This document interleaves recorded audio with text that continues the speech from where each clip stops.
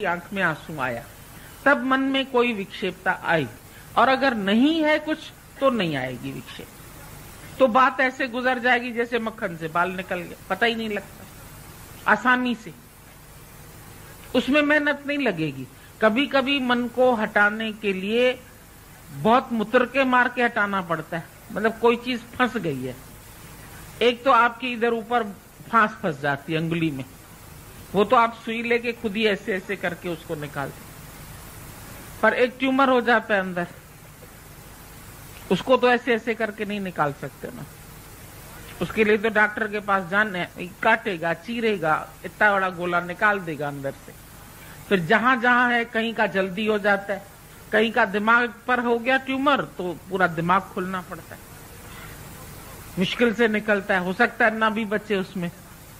तो कितनी बीमारी है, क्या बीमारी है, उस हिसाब से मेहनत लगती है ना। कुछ तो विचार आए, आज ही मैंने हटा दिए, आज ही मैंने राग हटा दिया, आज ही मैंने द्वेष हटा दिया, आज ही मैंने किसी पर क्रोध किया तो फिर जाके मैंने प्रेम कर लिया।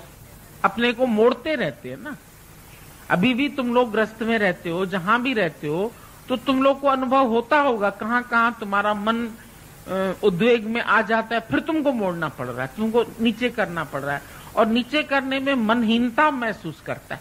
हर एक के आगे मैं ही नीचे हूं, हर एक के आगे मैं ही नीचा हूं। हो जाओ भाई, निमिया नु रब मिलता, और गहरे हो जाओ और नीचे हो जाओ। सागर सबसे नीचे ही तो है, सी लेवल से और लेवल नापी जाती है। तो पानी तो गहराई में ही है ना, कुआं भी गहराई में ही खोदते हैं, तो ज्ञान भी गहराई तक तो जाए ना। कोई भी पॉइंट गुरु की मेरी अंदर तक पहुंच जाए, किनका एक जैसे इतनी भी पहुंच जाए तो हम बदल सकते अपने को। बदलना तो हमारे हाथ में, पर कितना हम उनसे छूटे हुए हैं और कितना सही तरीके से हम चाहते हैं बदलना, ये भी तो बात है। मन सही तरीके से नहीं बदलना चाहता, बदलता है वहां तक जहां तक अपना सुख मिल रहा है, और जिस बदलने में कष्ट हो रहा है वो नहीं बदलेगा। शराबी शराब टोटल नहीं छोड़ेगा। एक शराबी गया संत के पास, बोला मुझे बहुत आदत है शराब की और चाहता हूं छूट जाए। बोला कैसे, क्या करोगे उसके लिए? तो बोला क्या करूं, आप बताओ कोई उपाय। बोला कैसे पीते हो? बोला छत पर रखता हूं शराब, एक कोने में उधर रखता हूं बोतल, एक कोने में उधर रखता हूं, एक घूंट उधर से पीता हूं, फिर इतना चलता हूं, फिर एक घूंट फिर पी लेता हूं। बोला अच्छा बीच में तो नहीं पीते हो ना? बोला नहीं, बीच में नहीं पीता हूं। बोला बस चलो इतना ही ठीक है, यही वचन मान लो कि कहीं बीच रास्ते पर तुम नहीं पीना। कहीं भी जा रहे हो बीच रास्ते में कहीं नहीं पीना। तो अचानक बाप की मृत्यु हो गई, अस्थि लेके जा रहा है, तो बीच में बहुत रास्ता, वहां तो उसको पीना नहीं है, बीच में चला जा रहा है, चला जा रहा है, चला जा रहा है, और उसी बीच उसने वचन मान लिया गुरु का, बीच में नहीं पीना, और रास्ते में उसकी भी मृत्यु हो जाती। लोगों ने बोला देखो शराबी मर गया। संत ने कहा शराबी नहीं मरा, त्यागी मर गया, क्योंकि अब इस वक्त उसके मन में शराब की चाह नहीं थी। उसने गुरु के एक वचन से ये तो कर लिया कि अब बीच में नहीं पीऊंगा कहीं, तो उसी बीच छूट भी गया। तो हम भी जो कभी एक वचन, मतलब है उसका कि उसने एक वचन ही माना कि बीच में नहीं पीऊंगा, तो बीच में नहीं पिया और फिर शराब नहीं पिया हुआ था तो मुक्त भी हो गया। वो त्यागी मरा। संत ने बोला त्यागी मरा, वो बोलते चोर मरा, शराबी मरा। शराबी नहीं, उसने शराब वहां तक छोड़ दी थी और गुरु का वचन मान लिया था, तो वो त्यागी बन गया। तुम भी गुरु के वचन से एक एक आदत अगर छोड़ते जाओ रोज, तो तुम भी त्यागी हो जाओ। एक एक भी बात अपनी, एक एक भी बुराई, एक एक कामना, एक एक वासना अंबार है अंदर, पता नहीं चलता है हम लोगों को कि कितना है। राजा के घर में कहां सोना रखा है, कहां हीरा रखा है, कहां पैसा रखा है, उसको खुद नहीं मालूम होता है, वो कैशियर जानता है उसका। तो ऐसे ही हमारे अंदर कहां छिपी वासना, कहां छिपी इच्छा, कहां कामना, कहां क्रोध। कभी कभी अरे मैं तो इतने दिन से क्रोध किया ही नहीं था, अचानक कैसे आ गया इतना। दुर्वासा ऋषि को अचानक आ गया। तो कहीं क्रोध छिपा पड़ा है, कहीं ममता छिपी पड़ी है, ऐसे तो पता ही नहीं था। अब जब बेटा मरा तो ममता का पता चला, जब सब ठीक ठाक था ममता का, शरीर का पता नहीं था जब तक इसमें कोई इतनी बीमारी नहीं आई थी। जब बीमारी आई तो बार बार मन जा रहा है, बार बार, इसका मतलब मेरी देह में आसक्ति है, तभी तो जा रहा है मन। और ब्रह्मज्ञानी का जीवन देखा, दादा का देखा, 5 साल तक शरीर में इतना कष्ट होते हुए उसने कभी कष्ट की बात ही नहीं की। गीता भगवान ने कभी बताया ही नहीं किसी को मेरे को क्या तकलीफ है। लास्ट तक भी बोले, कई जो थे वहां पर बोले, हम लोग पूछते थे दर्द तो हो रहा होगा, तकलीफ तो हो रही होगी। बोले किसको, किसको तकलीफ हो रही है, किसको दर्द हो रहा है, मुझे नहीं मालूम। मतलब आवाज भी नहीं, चिल्लाना भी नहीं, बोलना भी नहीं, तो देखने वालों को पता चल रहा है किसको कष्ट है, लेकिन उसके मुख से देह की बात नहीं निकली। तो तत्वज्ञानी तो देह की बात ही नहीं करता। यहां तो आपको एक फोड़ा होगा तो बताएंगे अरे गुरुजी फोड़ा हो गया है, कभी बोलेंगे अरे सिर में दर्द हो गया है, अरे आज तो बदन दर्द ऐसे हो रहा है, आज तो गठिया हो गई, आज तो घोड़ा चल नहीं रहा है। मतलब सब बात करते ही हैं, भले घोड़ा कह के कह दो, अब तो निकम्मा हो गया जी घोड़ा हमारा, लेकिन क्यों घोड़े की बात कर रहे हो, कर क्यों रहे हो? इसका मतलब तुम्हारी घोड़े में आसक्ति है, तभी तुम घोड़े की बात करो। और ज्ञानी की किसी में आसक्ति नहीं, इसीलिए वो किसी की बात ही नहीं करता। कि आज दर्द है, कि आज घोड़ा ऐसा है, कि आज बीमारी है, कि आज तकलीफ है, आज धन कम है, कभी ऐसी आर्थिक स्थिति भी हो जाती है। सब सुख तो सबके पास नहीं होते ना। कभी तुम्हारी आर्थिक स्थिति खराब है, कभी मानसिक स्थिति, कभी शारीरिक स्थिति। स्थितियां तो जहां जहां बैठे हैं, अब जहां बैठे हो व्यवहार में धन भी लगता ही है, खर्च तो होना ही है। किसी के पास कमी है धन की तो ज्ञानी तो उस बात को गोल कर जाता है, नहीं खाया एक दिन तो नहीं खा लिया, भूखे रहे तो भूखा शुक्र है इतने दिन तो खिलाया भगवान तुमने, तो शिकायत नहीं करता है। और किसी व्यक्ति के पास अभी महीने भर का अनाज पड़ा है तो भी री करता रहता है। हम तो देखते हैं इतने किस्म के जिज्ञासुओं से रोज मुलाकात होती है, कई तो इतनी सी बात को लेके री, अरे अभी तक रू क्या कर रहे, कोई बात हुई भी नहीं। बच्चा तो गिरता है तो भी माँ कहती है अरे धरती ने मारा तुमको, हैट हैट, ऐसे करके उसको सही कर देती, बच्चा खुश हो जाता है। तो तुम बच्चों की तरह जरा फिसले जरा रोने लगे, कोई बात है? इतनी थोड़ी थोड़ी बात में रोएंगे। उसकी कंघी कर रही थी गोपीचंद की मां, तो वो जरा सा सी निकला, उलझन थी तो तेज उसका खिंच गया बाल, तो मुंह से सी निकली, मां ने कंघा फेंक दिया। बोला तू आशिक बनने जा रहा है भगवान का, इतना तिनके जितना तो दुख सह नहीं सकते, क्या बनोगे तुम भगवान के? छोड़ दो भगवान पाने की इच्छा, बैठ जाओ घर गृहस्थ में, कोई जरूरत नहीं है। डांट दिया कस की, सी निकली जरा सी, क्यों करी सी? कख लगे रत निकरे अंजाम तो मंजा। बोले कख जितना तो दुख आया तुम्हारे पास, तन के जितना, और तुम उसमें भी सी सा कर रहे हो। इतना दुख सह नहीं सकते, एक शब्द सह नहीं सकते, एक वचन सह नहीं सकते, फिर महबूब के घाव कैसे सहोगे? महबूब का बिछोड़ा कैसे सहोगे? महबूब की कही हुई बात कैसे समझोगे? भाई कभी तो गुरु तुमको प्यार भी करता है और कभी गुरु ठोकता भी है, और जब ठोकता है तो नहीं अच्छा लगता। कुम्हार हाथ दे के ऊपर से ठक ठक ठक ठक कर रहा है तो ठक ठक ठक ठक अच्छी नहीं, अंदर का हाथ नहीं दिख रहा है लेकिन ठक ठक दिख रही।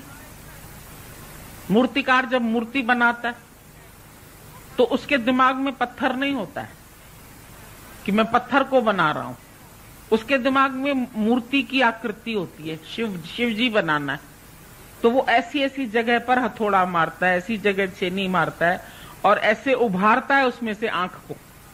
कितनी कारीगरी है उसकी, तो दया थोड़ी करता है। पूजनीय है मूर्ति, लेकिन उस समय वो पैर रख के उसके ऊपर ऐसे करके ऐसे मारता है। किसी चीज पर तो पकड़ेगा ना दोनों हाथ से, जब उसको बनाना है तो पैर से उसको थामे रहता है, हाथ से ऐसे ऐसे टक टक टक टक करता है, तो पैर भी लगा रहा है। तो ये थोड़ी कह रहा है शिवजी पर पैर लगा रहा हूं। उस वक्त तक अभी वो शिवजी नहीं है, शिवजी बनाना शुरू किया है उसने, तो जब तक तुमको गुरु भगवान बना रहा है तो ठक ठोक भी करता रहेगा, कभी पैर भी मारेगा, कभी हाथ भी मारेगा, कभी हथौड़ा भी मारेगा, फिर रोओगे तुम। रोने के लिए, अरे मूर्ति सह लेती, तुम क्यों नहीं सह लेती? एक मूर्ति छिटक गई, एक पत्थर छिटक गया तो ऐसे ही पड़ा रहा। एक आधे में अर्ध मूर्ति वहां रखी है बीच में, अर्ध कुमारी पर वहां रखी है, एक ऊपर। क्यों देवी देवता के मंदिर और सब स्थान ऊंचे ऊंचे बनाए जा रहे? क्यों संत साधु अपना वो मेंटेन करते हैं कि सबसे नहीं मिलते? जो संत जितनी मुश्किल से मिलता है, हम कहते हैं वो उतना बड़ा है। जितनी चढ़ाई पर, जितने कष्ट सह के मां तक पहुंचो, उतनी मां ऊंची है। तो भगवान तक भी पहुंचने के लिए जितने कष्ट आ जाएं रास्ते में, तो उतना ऊंचा है। वहां तक पहुंचने के लिए तुम्हें भी तो उतना ऊंची लेवल पर आना पड़ेगा ना। चाहते तो हो वो मोक्ष प्राप्त हो जाए, वो आनंद प्राप्त हो जाए, हम भी आपके जैसे हो जाए। अभी तुम्हारे घर में थोड़ा बखेड़ा होगा, कहोगे गुरु जी के कारण हुआ, चलो छोड़ दो सत्संग तो सबसे पहले छोड़ देते। दुनिया छोड़ते छोड़ते भी नहीं छोड़ते हो, कहता है गुरु रोज तुम्हें, पर संत को तुम एक विकार देख लोगे ना, कभी छोड़ दो। कल बताया ना, बछड़े जितना भी प्यार नहीं। सही बात है ये। आएगा जब तुम्हारे पास मन देवता, तो तुम बोलोगे ना बाबा, इससे अच्छा उन सत्संगों में चले जाएं जहां आरती होती है, पूजा होती है, फिर सब जगह घूमते फिरते भी रहते हैं, क्लब भी जा सकते हैं। यहां तो भैया बहुत स्ट्रिक्टनेस है, बहुत अपने ऊपर बहुत वो करना पड़ता है, कंट्रोल अपने मन के ऊपर उसकी संभालनी पड़ती है, बागडोर बड़ी कस के। और गुरु जी को पता लग जाएगा तो लेक्चर चलेगा। हमने कहा ना चले लेक्चर। कभी ये नहीं सोचते हो कि शुक्र है भगवान को मेरी बात पता चली, उसने मेरे लिए बोला, इसमें तो खुशी होनी चाहिए। उसमें तुमको गम होता है, फलानी ने मार दी होगी चुगली, फिर चुगली चांटी दिखने लगेगी तुम। कहाँ मन सहन करता है? हम तो यही देखते, सहने को तैयार नहीं है, बनने को तैयार है। बना दो, कोई जादू छड़ी ऐसे ऐसे रात भर में हम तुम्हें बना दें, घुमा दें। पड़े रहो गुरु के चरणों में, मूर्ति पड़ी रहती है। कोई एक दिन में थोड़ी बन जाती है। एक दिन एक आंख निकालता है, एक दिन कान निकालता है, एक दिन उसका बाल बनाता है, एक दिन सर्प बनाएगा शिव जी का, एक दिन जुड्डा बनाएगा, एक दिन डमरू बनाएगा। सब बात में उसको बनाने में काम टाइम तो लगता है। हम एक बार मंदिर में गए थे, अंगूर की बेल लगा रहे थे संगमरमर की। हमने कहा ये एक बेल और एक गुच्छा बनने में, कहता है इतने एक गुच्छे बनने में हमको 2 साल लग गए। इतना सा गुच्छा अंगूर का बना रहा था। ताजमहल एक दिन में थोड़ी बन गया था, कितनी मुश्किल से बना। और जिन कारीगरों ने बनाया उनके हाथ ही कटवा दी कि दोबारा न बनाओ। तो गुरु भी तुम्हारे मन के हाथ काट देगा कि दोबारा फिर ऐसे नहीं खुराफात करना कोई। तो तुम काटने को तैयार नहीं होते हो, दोबारा जगत नहीं खड़ा करना। ये मन तो रोज रोज खड़ा करता है, रोज नई रचना करके तुम्हारे पास ले आएगा, रोज नया ड्रामा सोच के फिर तुमको गिराएगा माया में, फिर आसक्ति में फंसाएगा, फिर मोह में फंसाएगा। जो आदतें इसकी पुरानी है वो छोड़ता नहीं है। तो हर बात में भलाई होगी। गुरु ने ये कहा, इसमें भी भलाई होगी। जिज्ञासु के मुख से कहा, इसमें भी, अरे ये तो ऐसी है, बस डांट देती है कस के। ऐसे भी रखते हैं हम लोग। यहां पर डांटने वाले भी होंगे, देखने वाले भी होंगे, चेक करने वाले भी होंगे। तुमको अपनी जीवन साफ सुथरी बना के रखनी है ना। सुख थोड़ी लेने आए हो यहाँ, सुख तो तुम्हारे घर में, वहीं बैठे रहो। यहां तो कष्ट भी मिलेगा, रेत पर भी सोना पड़ेगा, बालू पर भी सोना पड़ेगा। बोला निंडड़ी है डाढ़ी दर धरती ते रख जाए। सेज सेज यही है ज्ञानी की। जब नींद बहुत तेज आए तो पत्थर हो चाहे सीमेंट हो, नींद आ जाती। और ऐसे तो मखमली गद्दों पर भी नींद नहीं आती। सुख सुविधा के लिए थोड़ी आते हैं। गुरु के पास तो जाके ईंटें ढोते थे, मट्टी उठाते थे शिष्य लोग, सेवाओं में अपने को घिसाते थे, ईंटें बनाते हैं। कितनी मेहनत, चाहे धन का भी दान करते हैं, शरीर का भी करते। कार सेवा हम देखते थे, हमारे घर के पास मंदिर बन रहा था, सारे लोग आते थे चप्पलें नई उतार के ये अपनी और नए कपड़े बदल के फिर पुराने ड्रेस पहन के जाके मटियां उठाते थे, खुद ही बनाते थे। भाई हम कारीगरों से नहीं बनवाएंगे, खुद बनाएंगे। इतनी सेवा का वहां पर महत्व है। और उसमें अहंकार घिसे, रेशमी कपड़े उतार के सूती घर का पहन के और जाती थी मट्टी वट्टी उठाने के लिए। तो सेवा में भी अहंकार घिसता है। बात सुनने में ऊंच नीच कई कह भी देते। सारे ही थोड़ी ना ब्रह्मज्ञानी यहां बैठे हैं। कभी कोई एक शब्द कह देगा, कभी कोई बोलेगा इधर से उठ, इधर बैठ, इधर से उठ, उधर बैठ। लोग रोने लगते, अरे हमको बैठने ही नहीं दिया। तुम्हारी परीक्षा ली। दादा बोलते थे जब मैं तुमको कहता हूं इधर से उठ के इधर बैठ, नहीं दादा मैं यहां अच्छी बैठी हूं, मैं समझ जाता हूं कि तुम मन से ही चल रही है, तू मेरे कहने से नहीं चलेगी। इतनी बात में परख लेते थे कि अगर मैं कह रहा हूं यहां से उठ के यहां बैठ तो इसमें तेरी कोई भलाई होगी। हो सकता है वहां सांप निकलने वाला हो, गुरु ने तुम्हें बचा लिया। हम कहेंगे हमको क्यों उठा दिया, हमको क्यों उधर भेज दिया, हमको क्यों उधर भेज दिया। सत्संग का समय था, हम सत्संग सुनते। तो वो सत्संग नहीं है क्या? सेवा सत्संग नहीं है क्या? अभी कोई बीमार होता है, हम कहते हैं अरे इसको ले जाओ अस्पताल। हो सकता है उतने बीच में तुम्हारा ये सत्संग छूट जाए, तो कहोगे अरे आए तो खास सत्संग के लिए और गुरुजी ने अस्पताल भेज दिया कि इस फलाने को लेके अस्पताल चले जाओ। वो भी तो सत्संग है, वो भी तो मन को मोड़ना है, वो भी तो अहंकार गंवाना है। ये अहंकार कहां कहां तुम्हारा छिपा पड़ा है, देखो इसको। खाली गुरु के आगे मूर्त बन के सत्संग सुन लिया तुमने तो समझते हो कि हमने बड़ा काम कर लिया। कभी किसी और कार्य के लिए तुमको शायद सत्संग भी छोड़ना पड़े। किसी की सेवा के लिए हम भेज दें, जाओ फलाना बीमार है हॉस्पिटल में जाके उसके पास रहो। रहते हैं हमारे बच्चे, ऐसी बात नहीं कि नहीं रहते, भेज देते हैं। तो कभी सत्संग का भी त्याग करना पड़ जाता है। और नहीं, सत्संग तो गुरु ने कहा है ना, 1000 काम छोड़ के सत्संग में ही बैठना चाहिए। वो इसलिए बोला कि घर के कामों के लिए नहीं बैठ जाओ। पर अगर हम तुम्हें यहां से कहीं भेजते हैं तो वो भी सत्संग है। तब ये नहीं कहना अरे सत्संग ही छुड़ा दिया हमारा गुरु। वो एक अक्षर पकड़ लिया कि यहां आके बैठना और सत्संग सुनना, और यहां से मन तेरा पता नहीं कहां कहां दौड़ गया, उसको तो न पकड़ा तुमने। उस वक्त तो मन को नहीं बोला तुमने कि मन काहे को भाग गया तुम इतनी दूर, जब आए यहां पर हो सत्संग। वो बात बाद में सोच लेते।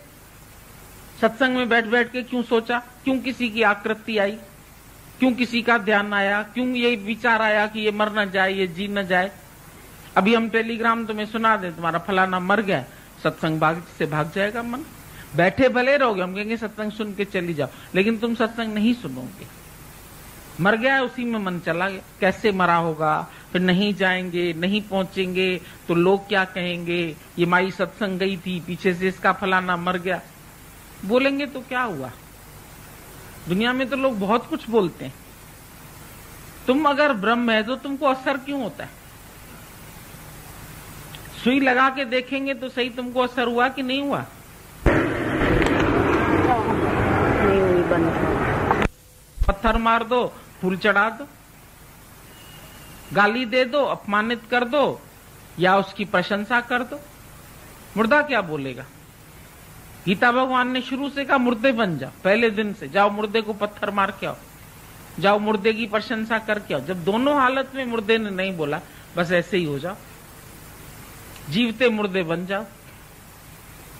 तुम तो बस सब कुछ चाहता ही चाहता है, प्रशंसा भी चाहता है, अच्छा होना भी चाहता है, गुरु भी मेरी ये प्रशंसा करे, गुरु भी मैं।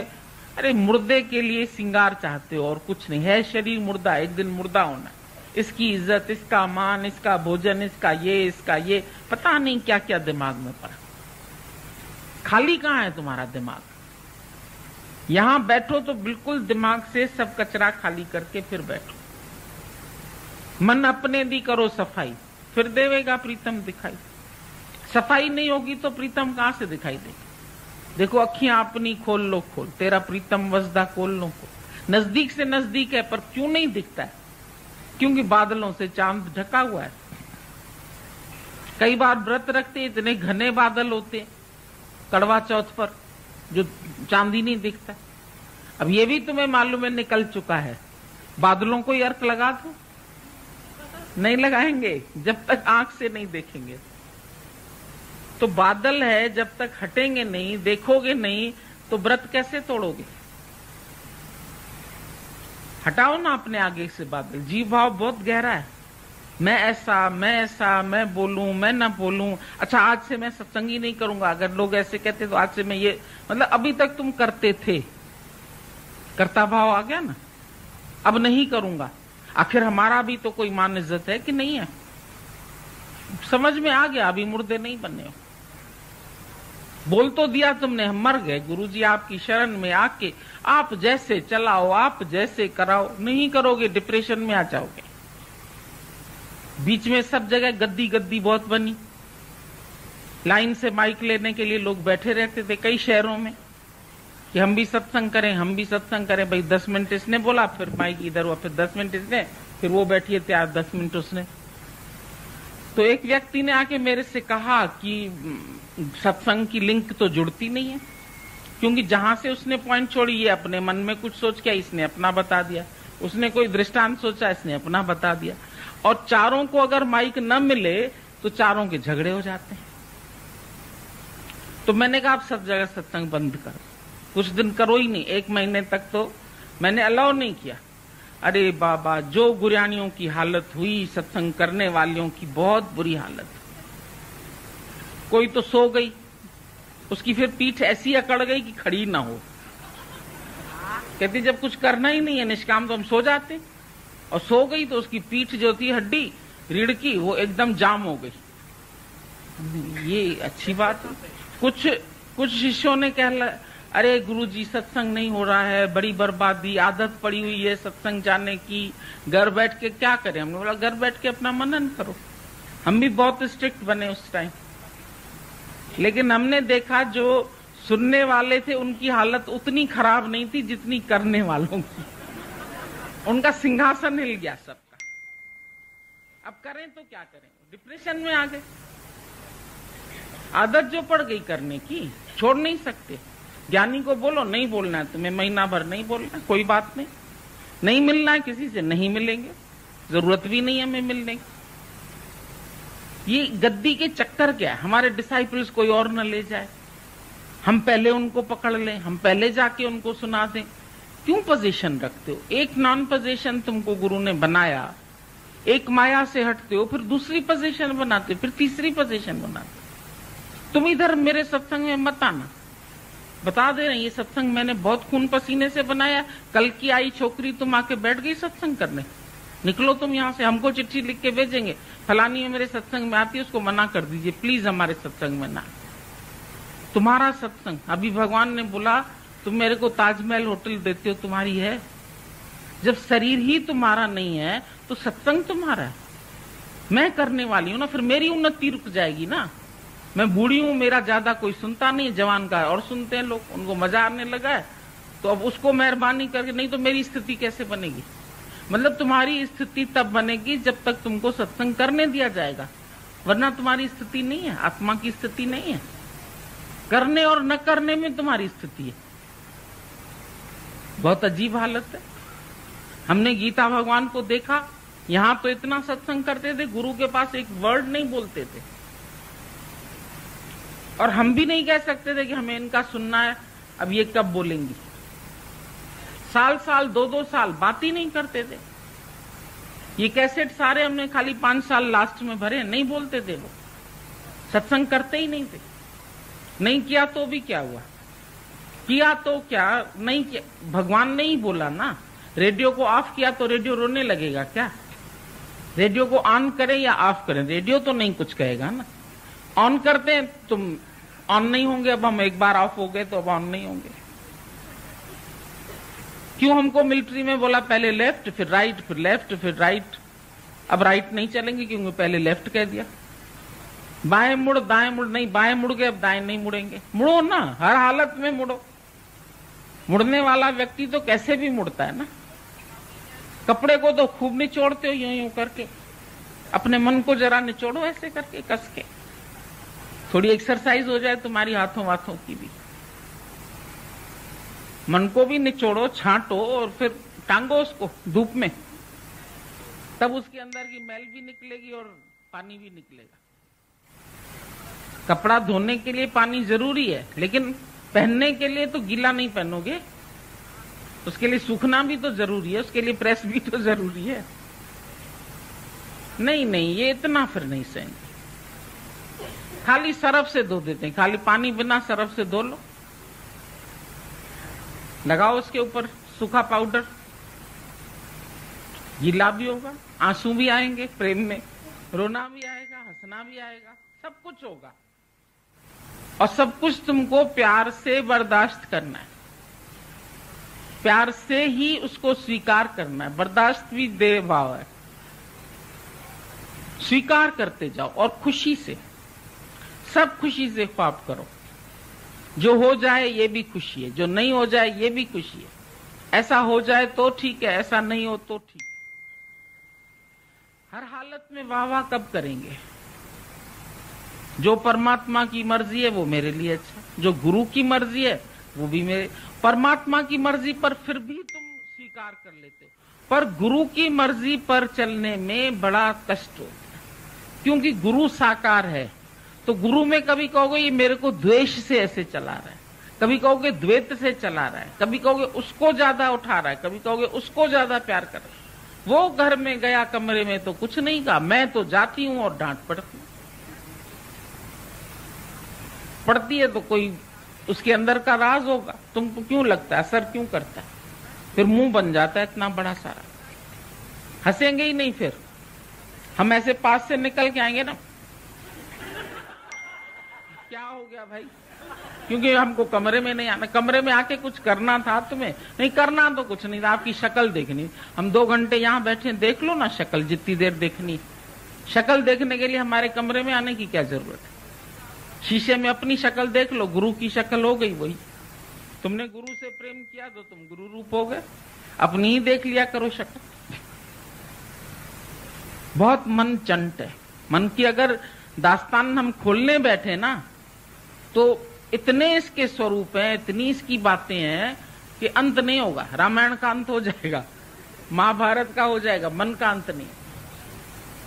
और जब तक मन का अंत नहीं होगा तो वासना का अंत नहीं होगा, वासना का अंत नहीं होगा तो मुक्ति नहीं मिलेगी। ये सोच लो, मन मरता नहीं, वासनाओं के वजह से मन जिंदा है। कोई न कोई वासना है तो मन जीवित है। और जिस दिन वासना रहित हो जाओ, निरिच्छा हो जाओ, शांत हो जाओ, संतोष आ जाए तुम्हारे दिल में। बोला सतयुग किसको बोलते हैं? सतयुग का लिखा हुआ है ग्रंथ में, सतयुग जो था वो रथ संतोष का,